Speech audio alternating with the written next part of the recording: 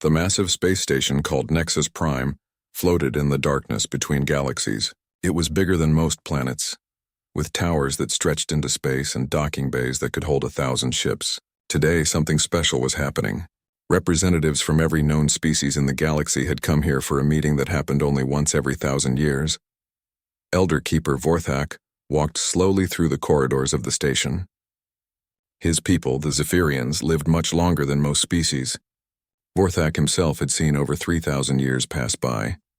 His skin was gray and wrinkled, and his 6 arms moved carefully as he carried ancient crystal devices that glowed with soft blue light. The main council chamber was enormous. Thousands of beings sat in rows that went up like a giant stadium. There were the tall, proud Altarians with their golden skin. The small, quick Nexari buzzed around in hover chairs. The massive Krogar sat in special reinforced seats, their rock-like bodies barely fitting. Each species looked different, but they all shared one thing. They had been part of the Galactic Council for hundreds of generations. Vorthak reached the center of the chamber and placed his crystal devices on the speaking platform. The crystals began to hum and holographic images appeared in the air above them. The crowd grew quiet as the old keeper prepared to speak. Fellow beings of the galaxy, Vorthak's voice was old but strong. I stand before you today to share knowledge that has been kept safe in the Zephyrian archives for 50,000 years. Knowledge that comes from the predecessors themselves. A murmur went through the crowd. The predecessors were the first intelligent species to reach the stars.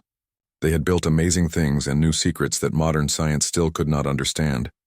But they had disappeared long ago, leaving behind only ruins and fragments of their knowledge.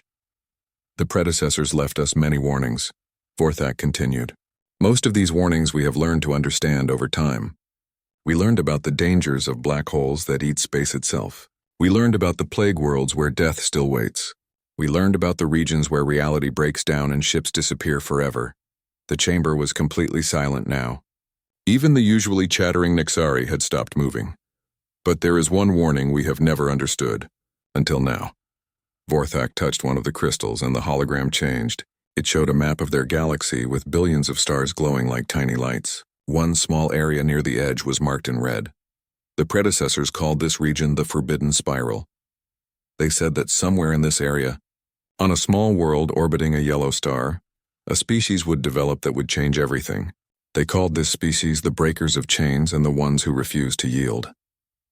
Admiral Krex of the Talon Empire stood up in his section. The Talons were a warrior species with sharp beaks and feathers that looked like metal. Old Keeper, with respect, the predecessors have been gone for thousands of years. Why should we care about their ancient fears? Vorthak looked at the Admiral with eyes that had seen empires rise and fall. Because, honored Admiral, our scout ships have found them. The species the predecessors warned about. They call themselves humans, and they live on the 3rd planet of the Sol system, right where the predecessors said they would be. The chamber erupted in voices. Some beings laughed, others looked worried, and many began talking all at once. General Vox of the Hegemony Forces, a large creature with 4 arms and gray skin, raised his voice above the noise. Show us what makes these humans so special that the mighty predecessors feared them. Vorthak touched another crystal, and new images appeared. They showed a blue and green planet with white clouds swirling around it. Then the images changed to show the creatures that lived there. 2-legged beings with soft skin and no natural weapons to speak of. Look at them, laughed Commander Zilix of the Nexari. They have no claws, no armor, no natural weapons at all. They can't even fly. Their technology is primitive, added Admiral Krex. Our scouts report they haven't even achieved faster-than-light travel. They're stuck on their one little world. But Vorthak held up one of his 6 hands. The predecessors' warning was not about their bodies or their current technology. Listen to what the ancient records say about their minds. The hologram changed again, showing symbols in the predecessors' ancient language, with translations appearing below them in modern galactic script. They adapt to any environment, Vorthak read. Where other species would die, they find ways to live. Where other species would give up, they keep fighting. They turn their weaknesses into strengths and their defeats into victories. They do not accept that anything is impossible.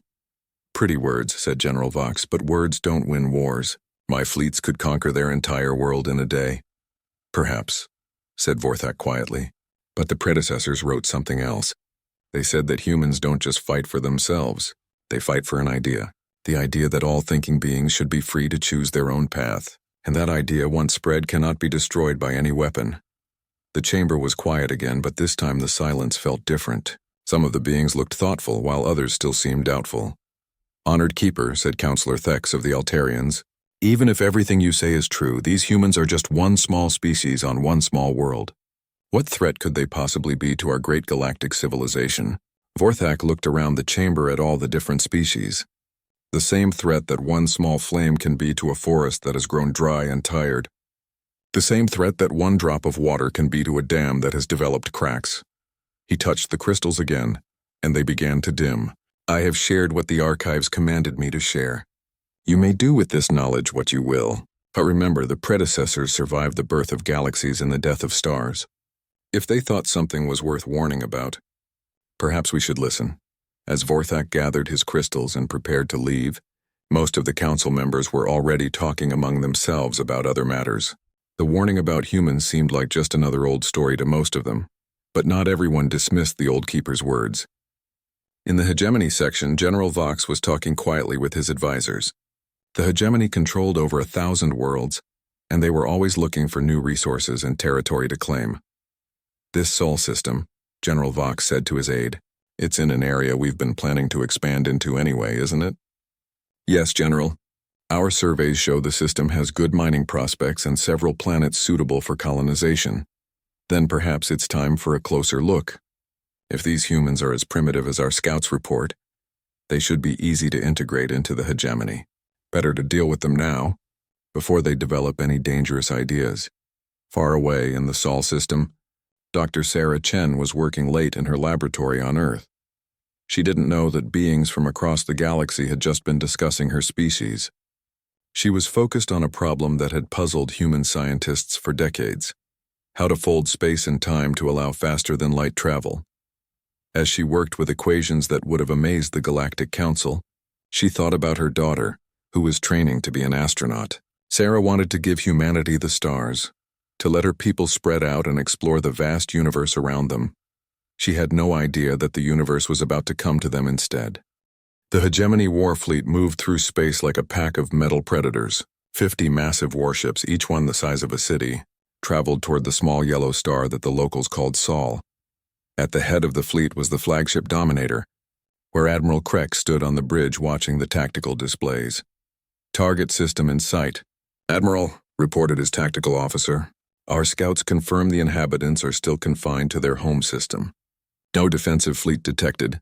Admiral Krex nodded with satisfaction. This would be another easy conquest for the hegemony. In 300 years of expansion, they had never met a species that could stand against their military might.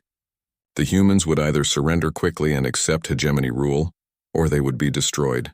Either way, the hegemony would claim their system and its resources. "Open a communication channel to the third planet," Krex ordered. "Let's give them a chance to surrender before we destroy their civilization." On Earth, the message was received by the Global Defense Network, humanity's newly formed military alliance. President Martinez of the Earth Coalition sat in the Emergency Command Center, surrounded by military leaders from every major nation. The alien message was clear: surrender or be destroyed. "How long until they reach Earth?" asked General Thompson of the Earth Defense Forces. "At their current speed, about 6 hours," replied Admiral Hassan, head of the small space navy humanity had been building. "But sir, we need to be realistic. We have 12 ships and they have 50. Each of their ships is 10 times bigger than our largest vessel." President Martinez looked at the tactical display showing the alien fleet. "What do our scientists say about their technology?" Dr. Sarah Chen, who had been called to the command center, stepped forward. "From the sensor readings, their ships use fusion drives and plasma weapons, more advanced than ours but not beyond our understanding. The real problem is their numbers and size." "Then we fight," said President Martinez simply. "We evacuate the cities and prepare for battle. We may not win, but we won't surrender our freedom without a fight." The first engagement took place near Mars, where a small human patrol fleet had been conducting training exercises. 3 human ships, the cruiser Defiance, the destroyer Liberty, and the frigate Hope, found themselves facing 5 hegemony warships. Captain Elena Rodriguez commanded the Defiance. She looked at her tactical display, and knew this fight was hopeless by any reasonable measure. But humans had never been particularly reasonable when their backs were against the wall. "All ships, this is Rodriguez. We're outnumbered and outgunned. But we have something they don't. We know what we're fighting for. Everyone ready?" "Liberty ready, Captain," came the voice of Commander Park. "Hope ready to show them what humans can do," added Captain Singh. The alien ships opened fire first, sending streams of bright plasma toward the human vessels. But Rodriguez had studied the old naval battles of Earth's history. She knew that sometimes the smaller, faster ship could win against larger opponents if it was smart and brave enough. All ships, Scatter Pattern Alpha, used the asteroid field as cover. The human ships split apart and dove into the nearby asteroid belt. The hegemony ships followed, their massive hulls struggling to navigate between the floating rocks. This was exactly what Rodriguez had hoped for. Liberty target their lead ship's engines. Hope hit their communications array.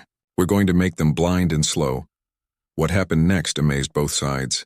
The human ships used the asteroids not just as cover, but as weapons. They used their mining lasers to cut chunks of rock loose, then used their engines to push the asteroids toward the enemy ships. When the hegemony vessels tried to blast the incoming rocks, the humans fired their weapons through the explosions, using the plasma flashes to hide their attacks. Commander Vash of the hegemony forces watched in disbelief as one of his ships was disabled by what looked like a piece of mining equipment, jury-rigged with military weapons. How are they doing this? Their technology is inferior. But technology wasn't the only factor in this fight. When the Hope lost its main engines to enemy fire, Captain Singh didn't retreat. Instead, he used his ship's emergency thrusters to ram directly into a hegemony vessel, boarding it with his Marines while the two ships were locked together.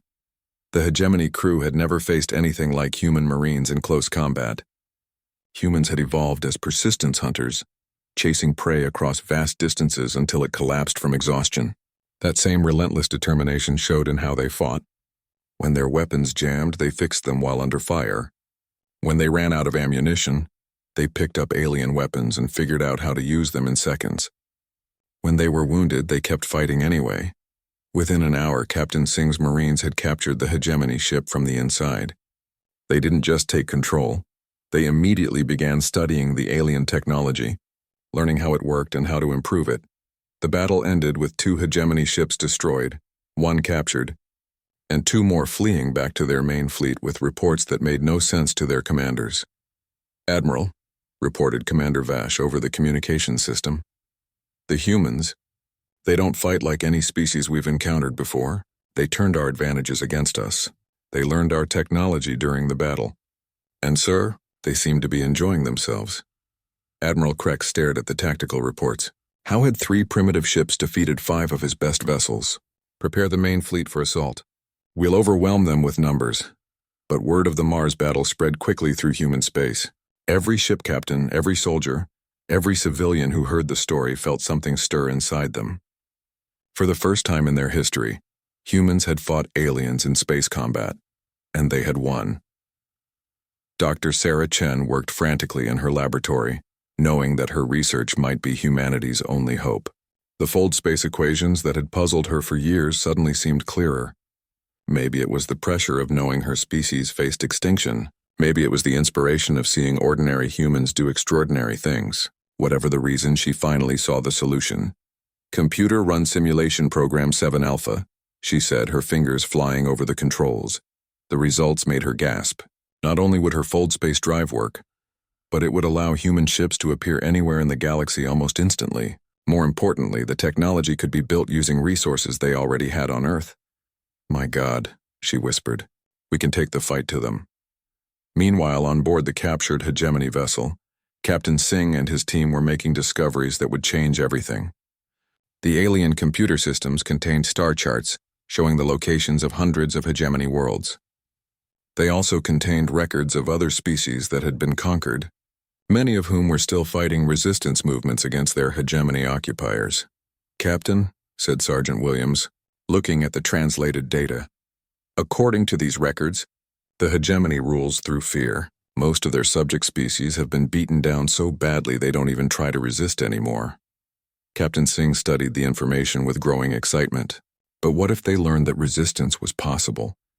What if they saw that the hegemony could be beaten? As the main hegemony fleet approached Earth, they had no idea that they weren't just facing one small species anymore. Dr. Chen's breakthrough was already being transmitted to human colonies on Luna and Mars. The captured alien technology was being reverse engineered by teams of human scientists who worked with the kind of focused intensity that only came from fighting for survival. And most importantly, the humans had learned something the hegemony didn't expect. They had learned that their enemies, for all their advanced technology and vast fleets, could be beaten by intelligence, courage, and the refusal to accept defeat. The real war was just beginning, and humanity was about to show the galaxy what happened when you threatened a species that had spent millions of years learning to survive against impossible odds. News of the human victory at Mars spread across the galaxy faster than anyone thought possible. In the cantinas of the mining world Kythera, workers who had labored under hegemony rule for 3 generations whispered about the impossible story. On the forest world of Verdania, resistance fighters who had been hiding in the deep woods for decades dared to hope again. Even on the industrial planet Nexus 7, where hegemony factories had churned out warships for centuries, the workers began to talk quietly about something they had almost forgotten: freedom.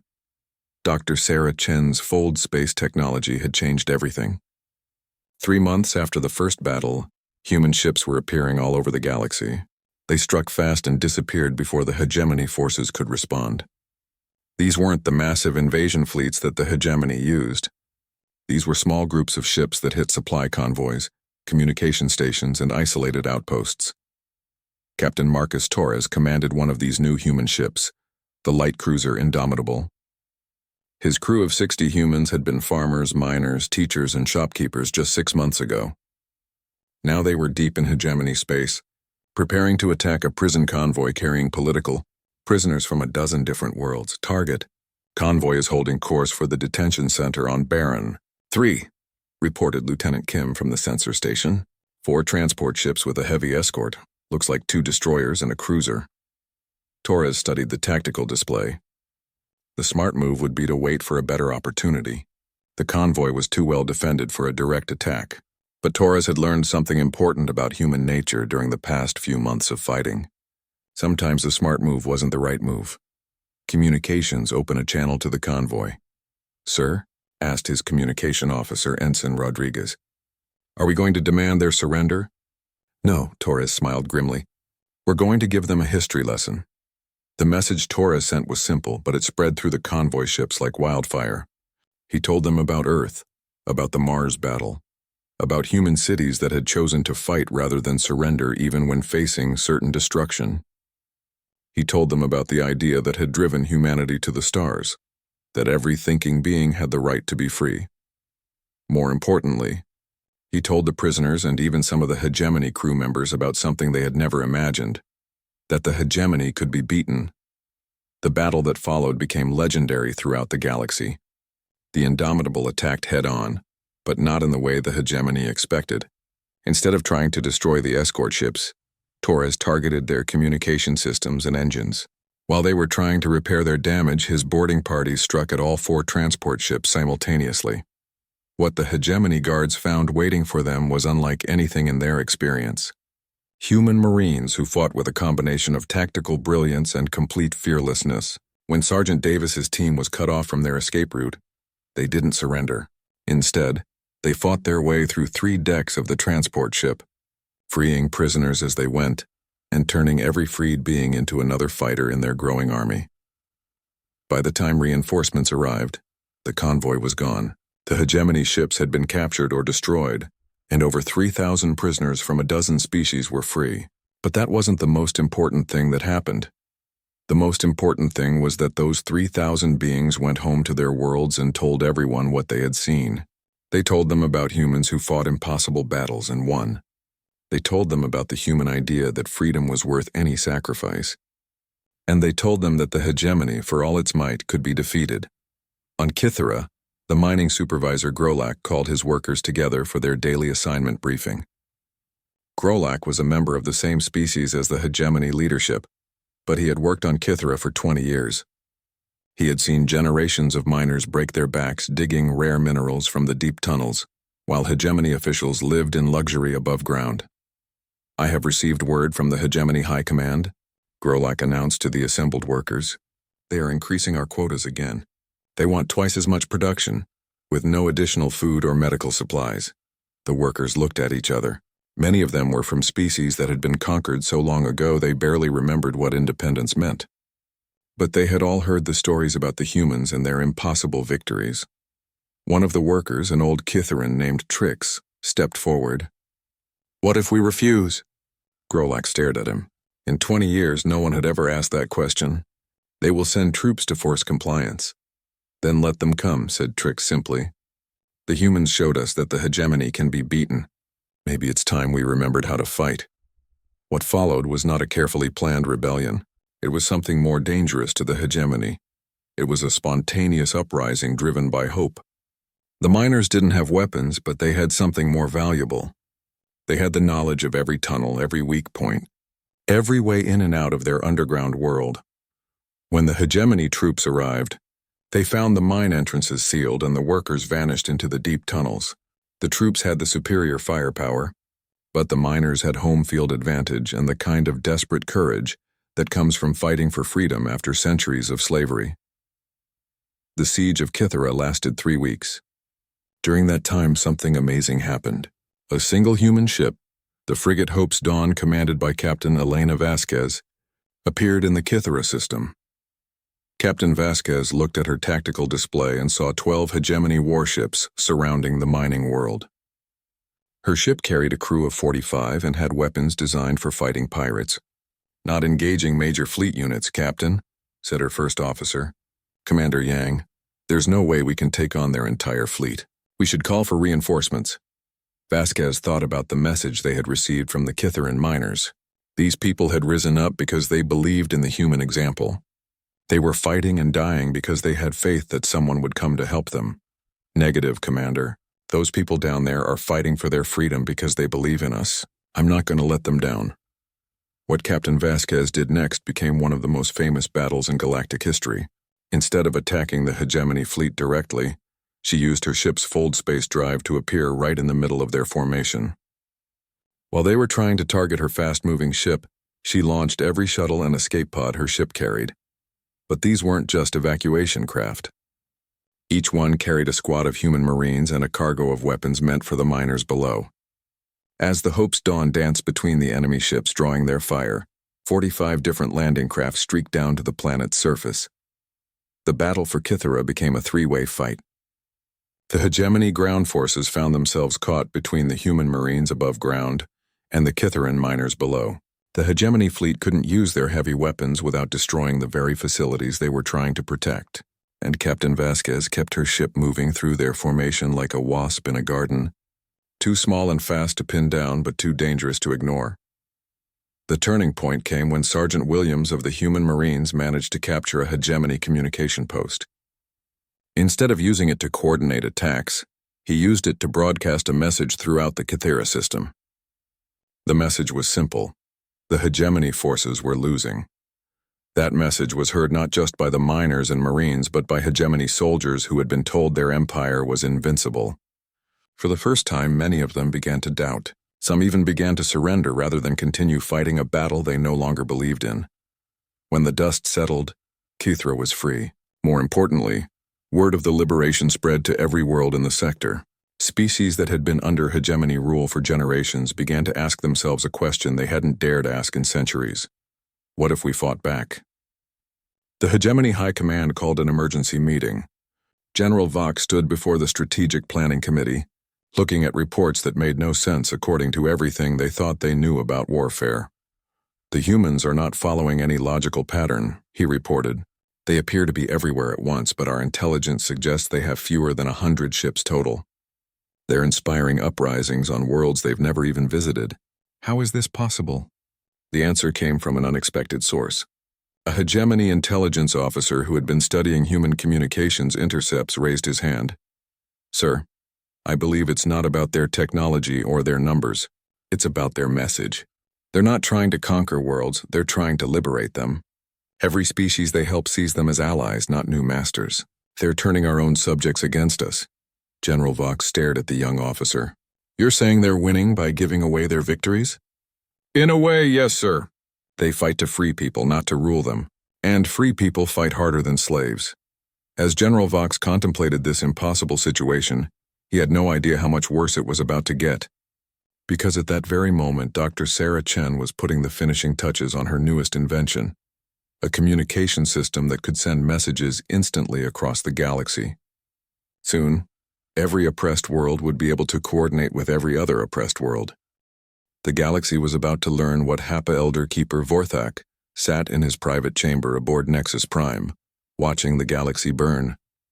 The ancient crystals that had preserved predecessor, knowledge for 50,000 years, now showed him something the long-dead civilization had never imagined. Their warning coming true faster than anyone thought possible. The tactical displays showed red dots spreading across the galaxy like infection markers. Each red dot represented a world in rebellion against the hegemony. What had started as isolated uprisings on mining worlds and colony planets had become something unprecedented, a galaxy-wide revolution. The humans have done in 2 years what we thought was impossible, Vorthak whispered to himself. They've given an entire galaxy the courage to dream of freedom. His meditation was interrupted by an urgent communication from the Galactic Council.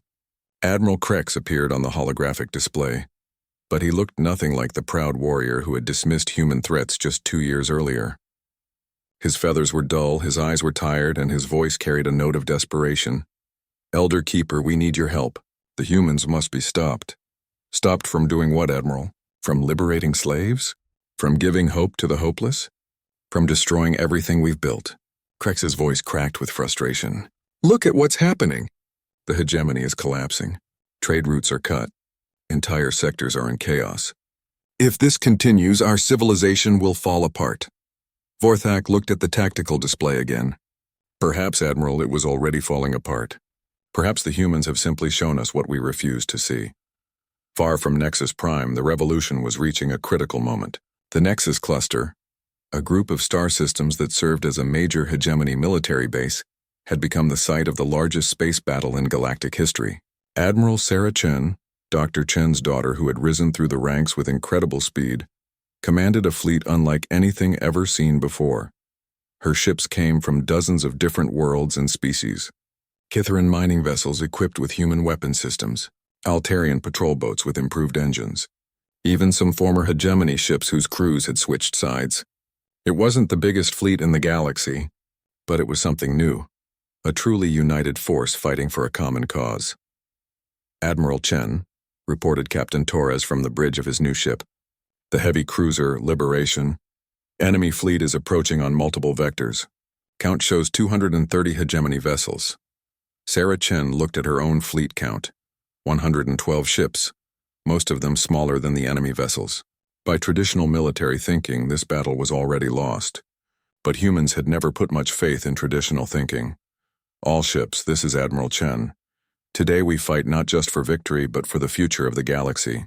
Every species watching this battle needs to know that freedom can defeat tyranny, that courage can overcome fear, and that united we are stronger than any empire. She paused, looking out at the stars where so many different species had found the courage to stand up and fight. Remember what we're fighting for, not just our own freedom, but the freedom of every thinking being in the galaxy. All ships attack Pattern Omega. Show them what we've learned. The Battle of the Nexus Cluster lasted 18 hours and changed the nature of warfare forever. The humans had learned something important during their 2 years of fighting. Victory wasn't just about destroying your enemy.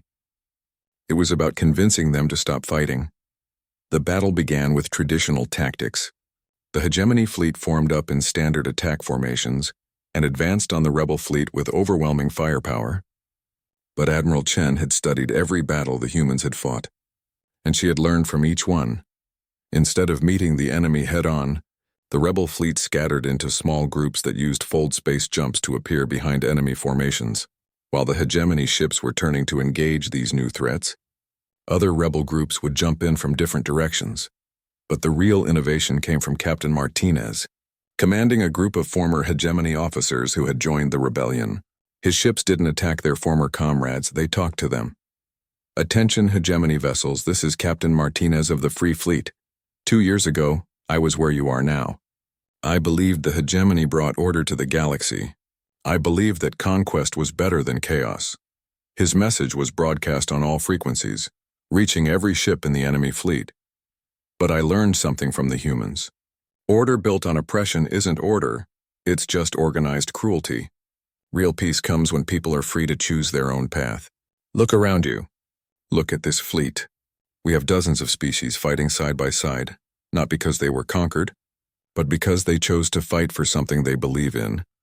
The effect of Martinez's words was immediate and devastating to hegemony morale. For the first time, many hegemony crews realized they were fighting to preserve a system that oppressed everyone, including themselves. Ships began to surrender not because they were defeated in battle, but because their crews no longer believed in what they were fighting for. The turning point came when the hegemony flagship Eternal Dominion found itself surrounded by rebel ships. Admiral Vorthon, the hegemony fleet commander, prepared to fight to the death rather than surrender. But then something unprecedented happened. A single human shuttle approached his ship, broadcasting a request for permission to dock. Admiral Vorthon, "This is Admiral Sarah Chen of the Free Fleet. I'd like to speak with you, if you're willing to listen."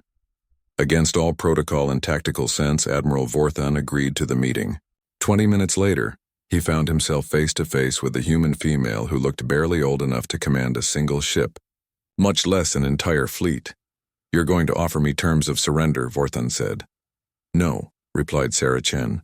"I'm going to offer you something better. I'm going to offer you the chance to choose what happens next." She activated a portable holographic display showing the current state of the galaxy. Over half of all hegemony worlds were either in open rebellion or had declared independence. The remaining loyal worlds were cut off from each other by rebel-controlled space. "Your empire is finished, Admiral, not because we destroyed it, but because people chose to leave it. You can keep fighting a war you can't win, or you can help us build something better." And what would that be? A galaxy where every species gets to decide its own fate, where trade is based on mutual benefit, not forced tribute, where conflicts are resolved through discussion, not conquest. Admiral Vorthon looked at the display for a long time. Finally, he asked the question that was troubling him most. "Why should I trust you? If you win, won't you just become the new empire?" Sarah Chen smiled, and in that smile, Vorthon saw something he had never expected to find in a military commander: genuine kindness. "Because that's not how humans work. We don't want to rule the galaxy, Admiral. We want to be free in it. And we've learned that we can't be truly free as long as others are enslaved." The surrender of the Eternal Dominion marked the effective end of hegemony naval power. But more importantly, it marked the beginning of something new. Admiral Vorthon and most of his officers joined the Free Fleet, not as prisoners or forced converts, but as allies who had chosen to fight for freedom rather than oppression. News of the Nexus Cluster victory spread throughout the galaxy with the speed that only hope can travel. On world after world, the final hegemony garrisons found themselves facing not just rebel armies, but their own former supporters who had lost faith in the system they once served. The Hegemony High Command met for the last time in their fortress capital on Hegemon Prime. General Vox looked around the table at the few remaining loyal commanders and saw defeat in every face. "How did it happen so fast?" asked Admiral Rex. 2 years ago, we controlled 2/3 of the galaxy. Now we control less than 50 worlds. General Vox had been asking himself the same question. The answer, when it finally came to him, was both simple and terrifying. "They weren't fighting us," he said slowly. "They were fighting for something. And an army fighting for freedom will always defeat an army fighting for conquest, because freedom gives people strength that conquest never can." He stood up and walked to the great window that looked out over the city that had been the center of galactic power for 3 centuries. "Send a message to Admiral Chen. Tell her the hegemony formally surrenders. All remaining forces will stand down immediately." As the sun set on Hegemon Prime for the last time as the capital of an empire, General Vox reflected on the warning that Elder Keeper Vorthak had given 2 years earlier. The old keeper had been right about everything. The humans hadn't conquered the galaxy through superior firepower or advanced technology. They had liberated it through the simple, revolutionary idea that every thinking being deserved to be free. The galaxy would never be the same. 5 years had passed since the Battle of Nexus Cluster, and the galaxy was learning how to live without an empire. On the great space station that had once been called Nexus Prime but was now simply known as Unity Station, representatives from over 400 worlds gathered for the first Galactic Alliance assembly. The station itself had been transformed. Where once the corridors had echoed with the footsteps of officials from conquered worlds reporting to their masters, now they buzzed with the excited voices of free beings working together to solve common problems. The old imperial architecture remained, but it had been softened with gardens from 100 different worlds and artwork that celebrated diversity rather than domination. Elder Keeper Vorthak walked slowly through these changed corridors, his ancient frame supported by a mobility chair that had been designed by a cooperation between human engineers and Altarian artists. At over 3,000 years old, he was probably the only being in the galaxy who remembered what freedom had looked like before the rise of the hegemony. The main assembly hall was filled to capacity. Where one species had sat in assigned sections based on their rank in the imperial hierarchy, now they mixed freely. Humans sat next to former hegemony officers. Kitharan miners shared notes with Altarian diplomats. Even the massive Krogar, who had once been the hegemony's most feared enforcers, now served as peacekeepers for the Alliance. President Martinez of Earth stood at the central podium, but the title that mattered more to him was his role as the rotating chairman of the Alliance Council. The humans had insisted from the beginning that no single species should hold permanent leadership. Every world, regardless of size or power, had an equal voice in the Alliance. Friends and fellow beings, Martinez began, his voice carrying easily through the vast chamber. 5 years ago, many of us were enemies. Today we gather as equals to face the challenges that come with freedom. He gestured to a holographic display that showed the current state of the galaxy. Where the old maps had shown rigid imperial boundaries, now there were thousands of different colors representing independent worlds, voluntary associations, and mutual defense pacts. It hasn't been easy, Martinez continued. Freedom never is. When the hegemony fell, we inherited centuries of problems. Worlds that had been stripped of resources, populations that had forgotten how to govern themselves, economic systems built on forced labor and tribute. In the audience, Captain Torres listened with the attention of someone who had seen those problems firsthand. Now bearing the title of Galactic Mediator, he had spent the last 5 years traveling from world to world, helping former hegemony territories establish their own governments and resolve disputes with their neighbors. But we've also discovered something wonderful, Martinez said, his voice growing stronger. When people are free to choose their own path, they can accomplish miracles. The display changed to show images from across the galaxy. Kitharan mining operations that now used human fold space technology to reach previously inaccessible resources, sharing the wealth with every world in their sector. Altarian colonies that had become centers of learning, where beings from dozens of species came to study art, science, and philosophy. Former hegemony military bases that had been converted into research stations where scientists from every known civilization worked together to understand the mysteries of the universe. Admiral Sarah Chen, now serving as the Alliance's military coordinator, stood to address the assembly. Despite the peaceful transformation of the galaxy, there were still challenges that required careful attention. The old Imperial fleets have been disbanded, she reported. But we've learned that freedom requires protection. The Alliance Defense Force now operates under a simple principle. No world will stand alone against aggression, whether that aggression comes from outside our galaxy or from within it. She gestured to display showing patrol routes that covered the entire galaxy.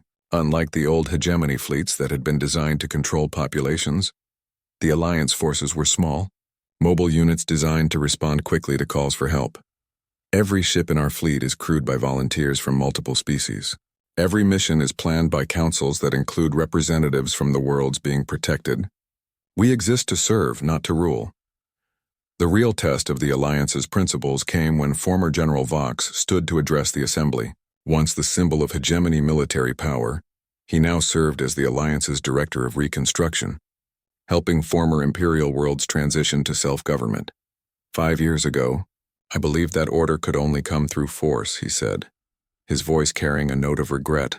I believed that freedom meant chaos, that choice meant conflict. I was wrong. He activated his own display showing statistics that would have amazed the old Galactic Council. Trade between worlds had increased by 400%. Scientific discoveries had accelerated beyond all previous records. Conflicts between species had decreased to their lowest levels in recorded history. Freedom doesn't create chaos, Vox continued. Freedom creates cooperation. When beings choose to work together instead of being forced to do so, they accomplish far more than any empire ever could. As the formal presentations continued, Elder Keeper Vorthak found his thoughts drifting back to the ancient warning that had started it all. The predecessors had been right about humanity's potential, but they had missed something important. The humans hadn't just changed the galaxy through their own actions. They had awakened something that had been sleeping in every species, the desire for freedom and the courage to fight for it. His meditation was interrupted by a gentle touch on his arm. He looked up to see Dr. Sarah Chen, now elderly herself but still carrying the spark of curiosity that had driven her to unlock fold space travel. "Elder Keeper," she said softly, "I wanted to thank you." "Thank me? For what, honored doctor?" "For preserving the warning. For speaking the truth even when no one wanted to hear it. If you hadn't shared the predecessor records, we might never have known that someone had believed in us before we even believed in ourselves." Vorthak smiled, feeling something he hadn't experienced in centuries. Hope for the future. The predecessors saw your potential, but even they didn't see what you would become. You didn't just free the galaxy from the hegemony. You freed it from the idea that someone has to rule over everyone else. The assembly was drawing to a close with the traditional affirmation that ended every alliance gathering. Representatives from 400 worlds stood together and recited the simple oath that had replaced the old imperial pledges of loyalty. "We choose to be free. We choose to let others be free. We choose to work together by choice, not force. We choose to protect the right of every thinking being to determine their own fate." As the voices of hundreds of species filled the great hall, Captain Torres found himself thinking about the long journey that had brought them all to this moment. It had started with 3 human ships facing impossible odds near Mars. It had continued with miners on Kythera, who decided they would rather die free than live as slaves. It had grown into something that no military strategist or political philosopher had ever imagined. A galaxy-wide civilization based on voluntary cooperation rather than conquest. The formal assembly was over, but the real work was just beginning. In the smaller meeting rooms throughout Unity Station, beings from dozens of worlds were working on the practical problems that freedom brought. How to help worlds transition from imperial economies to free markets. How to preserve the knowledge and culture of species that had been suppressed for centuries. How to explore the vast regions of the galaxy that the hegemony had declared forbidden. But perhaps the most important work was being done in the station's schools and cultural centers, where young beings from every known species learned together. Here the children of former enemies played together, learned each other's languages, and grew up with the simple understanding that diversity was strength rather than weakness. A human child might work on a science project with a young Altarian, while a Kytheran student helped a former hegemony citizen's child with mathematics. They were growing up in a galaxy where their potential wasn't limited by their species or the world they came from, where they could choose their own dreams and work with anyone who shared those dreams. As Elder Keeper Vorthak made his way back to his chambers, he passed a group of these children working on a presentation about galactic history. One of them, a young human girl, looked up at him with bright, curious eyes. "Elder Keeper," she said, "our teacher told us you knew the predecessors' warning about humans. What do you think they would say if they could see the galaxy now?" Vorthak considered the question carefully. What would those long-vanished beings think of the galaxy their warning had helped to create? "I think," he said finally, "they would be amazed. They saw that humans could break the chains that bound the galaxy. But they never imagined that you would teach everyone else to break their own chains too." The girl smiled and returned to her work, part of a generation that would grow up taking freedom for granted, not because it was easy, but because so many beings had fought so hard to make it possible.